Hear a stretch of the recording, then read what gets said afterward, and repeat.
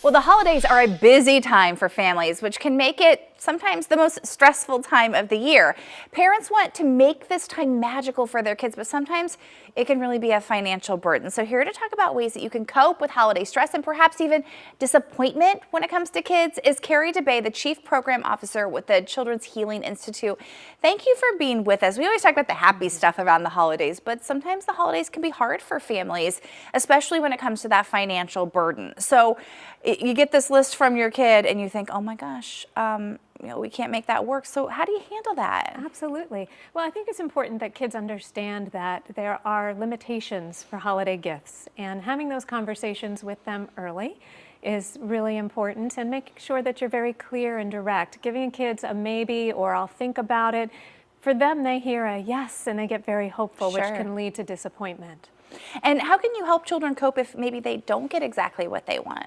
Well, if they don't get exactly what they want, it's okay for them to be disappointed. It's a normal, natural feeling. So it's really important to acknowledge that and not try to talk them out of their feeling, to let them have it, to let them express it, but then maybe shift the perspective to find things that they're grateful for and gratitude and some joy in the giving or in other aspects of the holiday. And to maybe just talk about the meaning of the season, whatever that is for you.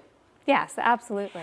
So everyone does feel that stress in some capacity through the holidays. So what can we do as a family to try to reduce that stress in our houses each and every evening? Well, I think that also goes back to setting the realistic expectation. So as a parent, it doesn't have to be perfect. Traditions can change or be altered or adapted. You don't have to say yes to every invitation that comes. It's about experiencing the joy in the moment and not trying to make it something perfect. That's really good advice. Thank you so much. Anything else you'd like to add that people need to make sure they're aware of this holiday season?